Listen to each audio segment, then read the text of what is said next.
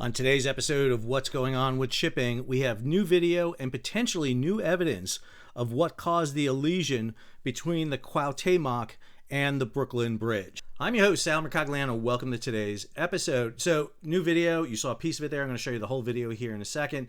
But the new evidence is the most interesting because it has to deal with the control system for the vessel and what potentially caused the horrific accident into the Brooklyn Bridge. If you're new to the channel, hey, take a moment, subscribe to the channel, and hit the bell so be alerted about new videos as they come out. This video was taken, it looks like from the South Street Seaport. The FDR drive is in the lower part of the screen right there. There is Pier 17, and what you see here is Cuauhtemoc getting underway, and this is the tug Charles B McAllister.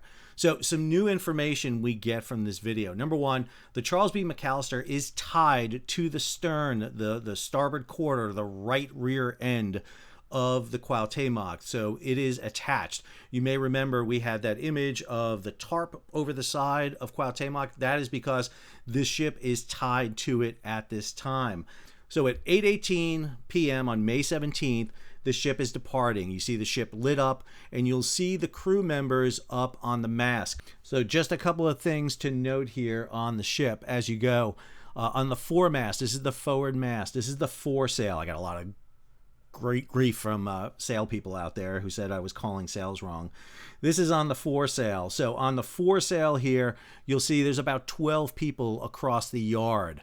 And standing on that yard is not an easy thing. This is an image of the crew standing on one of those yards when the ship departed from San Diego. As you can see, not a lot of room or movement there for them. It's why it was critically important when the ship looked like it was about to strike the pier for them to remain harnessed and attached to their safety rigging. That was the most critical thing. You could not get that crew out of the rigging in time before the ship struck. So you had 12 cadets here across on the foresail. You had 10 on the fore lower topsail. You had probably 8 across on the fore upper topsail. And then on the topgallant sail, probably about 6, and then 4 up here on the very top sail, which is the royal sail. So I apologize for getting my sails incorrect.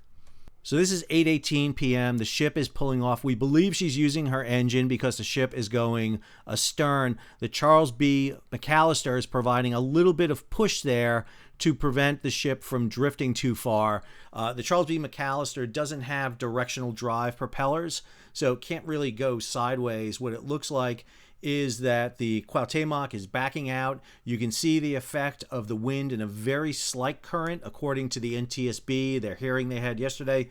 Current here is about 0.2 to 0.3 knots. All of it was setting toward the bridge, and you'll see the ship is moving from right to left on your screen. That's closer to the bridge. This is about the point at about 8:22 p.m. that they begin to release the ship. They untie the vessel, and when you zoom in here really close, you can see that there are 2 crew members up on the bow of Charles McAllister. They would be taking a line in at that moment. Now the ship is loose and free. Now next thing you see is the Charles B McAllister has let go, and they have moved up to the bow. Now a lot of people are talking about the tug should be attached. It should remain attached to the vessel to facilitate this movement. However, I have to tell you, big, massive sailing vessels like this have horrendous turning circles. They need a lot of room to turn around. The rudder on these ships are really, really small. And so what the Charles B McAllister is doing at this point is applying pressure up against the starboard bow to point the bow so it's facing downriver. Now, notice the ship is still moving from right to left. This is going upriver, and you see the Brooklyn Bridge now in the background. So this ship is moving eastward down the East River with the wind and flow going. We move it here. You see that push right there. You just saw the ferry McShiney go past the background there. So there's a busy river. There's a lot of traffic. They have now moved the bow so that it is basically just about pointing down. It's at this moment that you will watch the Cuauhtemoc begin to push or move from right to left, go astern basically. The tug is on the bow. If the ship had engaged forward drive at this moment, it would start moving forward, but it doesn't. What we start to see is it begins its astern movement. And this is why Charles B McAllister is not in the position to help. You see the ship here propelling. I mean propelling. It is moving faster than it was drifting, heading toward the bridge. At this point, Charles B McAllister, which was not attached, turns and begins to race to get ahead of the Charles B McAllister, get off its stern to try to arrest the movement. At this point, the Cuauhtemoc is heading for shore and for the Brooklyn Bridge. And here you see that movement. You see the Charles B McAllister put the hammer down, get it going so it can get on the other side. There is no physical way possible for the Charles B McAllister to really do anything in this situation besides get on the other side. Any sort of push, nudge at this point, you're talking about a ship that at this point has gone from moving at about 2 to 3 knots up to almost 6 knots, according to the AIS report. And here's the moment when it strikes, and that is the end of that video. All right, we're going to come back to that video at the end, but the other piece of evidence we have is this. I had received early reports about this, but I didn't have confirmation, and believe it or not, I am not one who likes to run out and shout things if I don't have evidence to support it. One of the reasons I made my early videos was to dispel things that were just egregiously wrong that was out there. But I had heard, and now I have multiple confirmations from this. One of the ones who put the information out here first, I want to acknowledge, is my good buddy, Captain Andy Jones, over at the Minorcan Mullet. He put out a video yesterday. Did the CPP fail? All right, so what do we mean by CPP? There was a question about the propeller on Cuauhtemoc. She's a sister ship. There's 4 of them built, all in Spain. And we were not sure, and I was not sure, and I couldn't find any evidence about this, whether or not this ship had what's called a controllable pitch propeller. So what Captain Andy says in his video is, what if the controllable pitch propeller suffered a malfunction? So there's an advantage for a controllable pitch propeller on ships.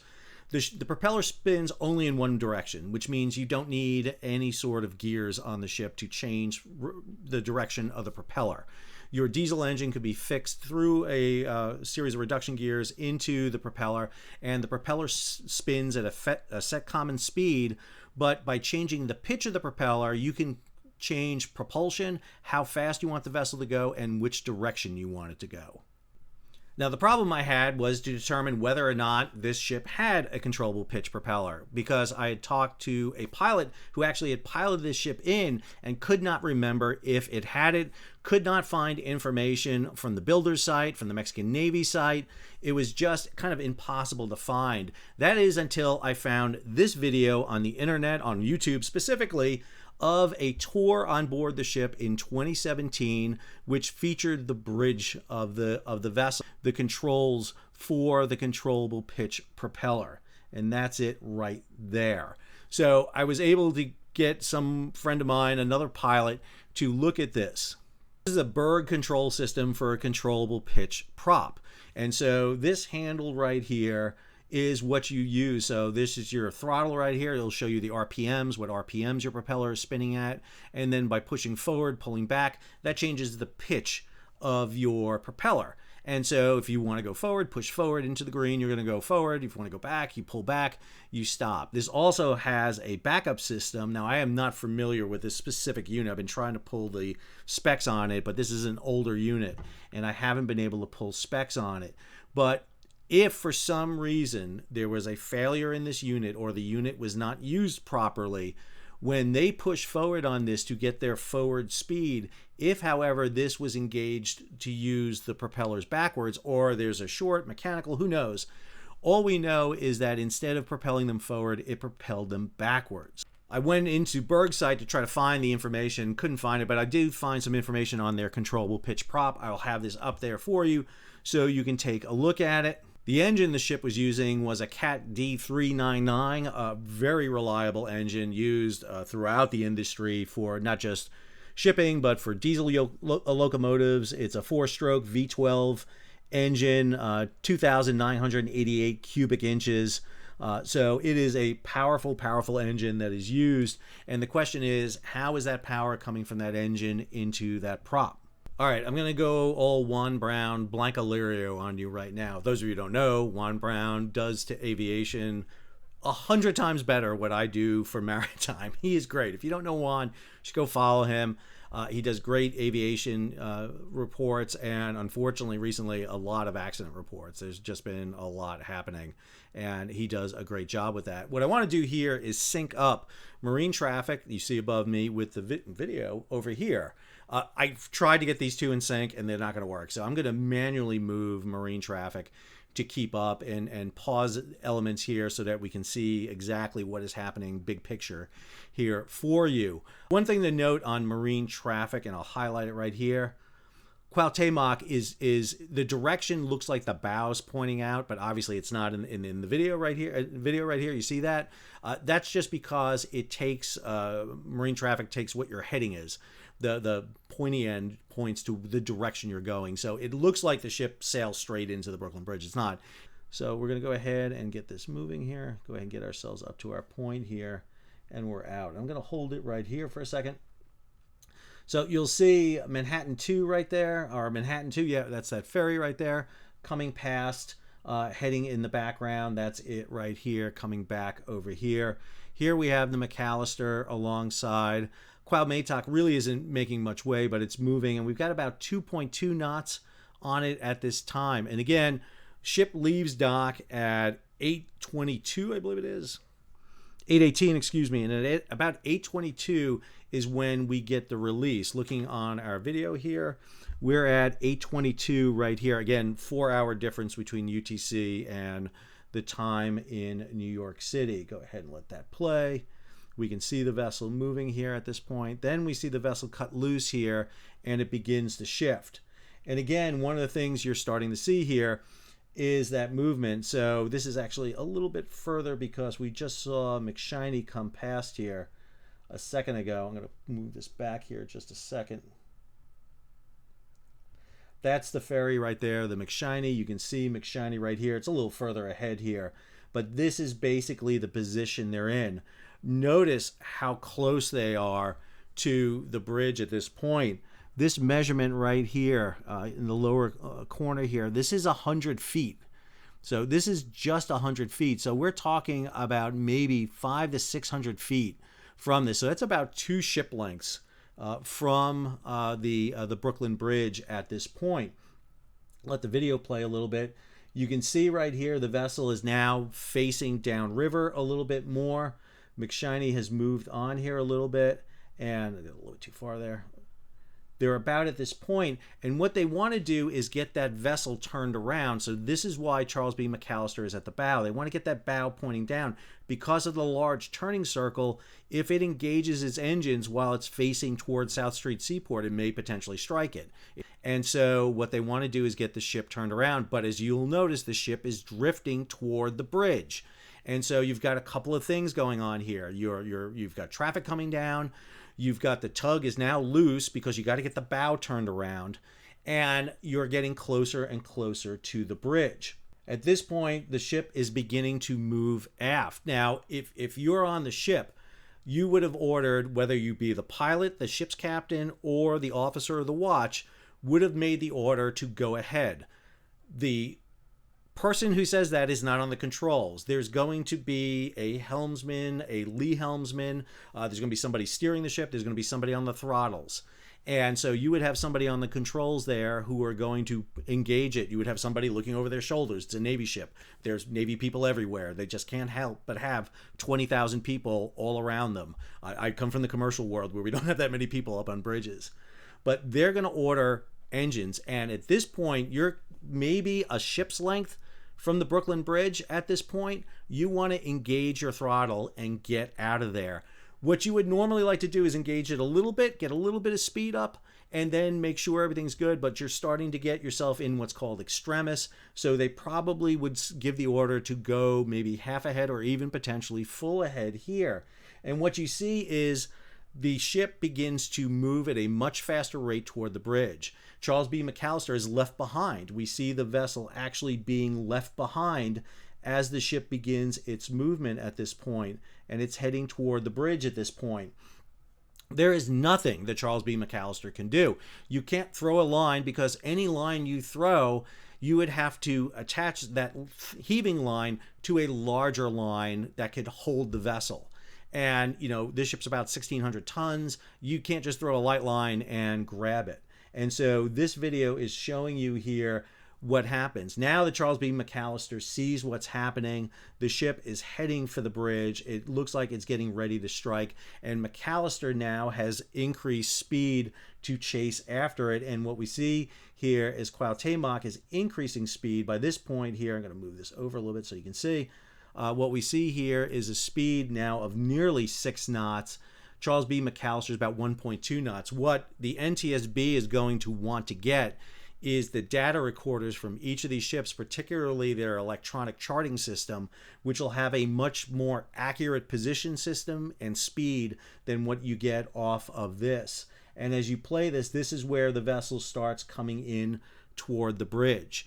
And again, if you see some of those videos, and there was a video yesterday I saw, and I just couldn't locate it today, where you're looking from the bridge at the crew members in the rigs, they are just at the last moment realizing what's about to happen. And what you see is them go down on the yards, the wooden yards that go across. I believe they're wooden. I don't know if they're steel or wood. I can't tell. There's an image of one that looks like it's a broken wood, but it's hard to tell for sure. But they're going to go down, grab it, and just hold on. There is no time to get the crew out of the rigging.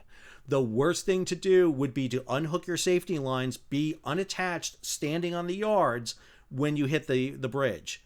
Because those people, particularly on the far outside of the yards, the wooden beams or steel beams that go across on the mast, would have nothing. You saw how wide they are. They would have absolutely no protection. And then you have that moment of the hit. So an absolutely catastrophic event, but with now new information. So if it's the controllable pitch propeller, well, what that indicates is, did they have control? In other words, was that properly tested? Did they know they were getting forward thrust? As they were being towed out into the river, I envisioned that Cuauhtemoc was using reverse thrust to pull it back off the river. But as Cuauhtemoc is coming out in the river, what we begin to see is it begins to set because of the wind, at least a 10-knot wind, but it gusts more than that when you look at the Mexican flag. We've got a 2.2 to 3-knot current. Doesn't sound like a lot, but when you're sideways to that current, it's going to move you, especially when you're only a few hundred feet from the bridge. And Charles B McAllister was really assigned the role of potentially 2 tugs. Maybe having another tug on scene to push that bow around would have been useful, or to have the Charles B McAllister hooked up on the hip.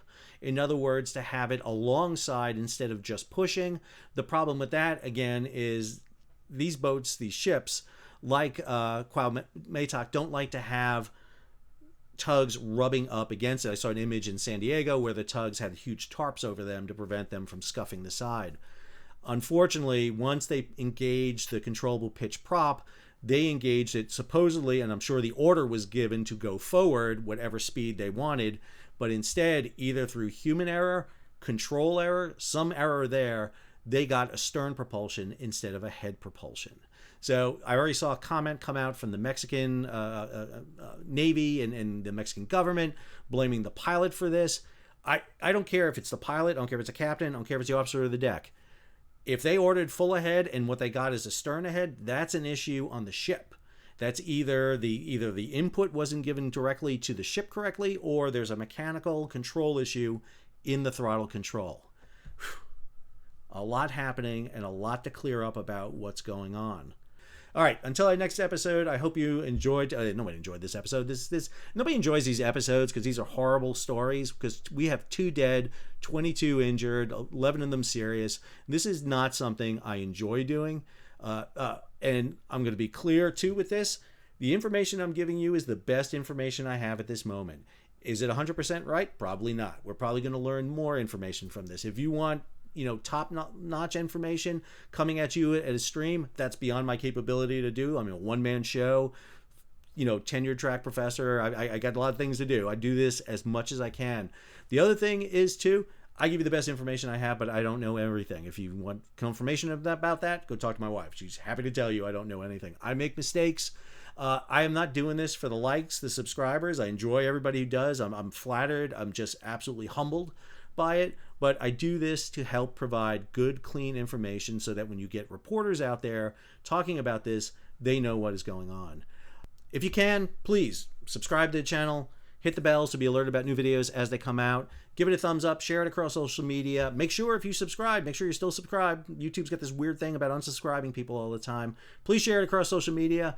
Whatever platform you use, please do it. And if you can, support the page. How do you do that? You hit the super thanks button down below or head on over to Patreon and be a monthly or yearly subscriber. We'll keep you up to date with not just this story, but what's going on with global shipping, the tariffs, global trade, you name it. We cover the full spectrum. Until the next episode, Sal, signing.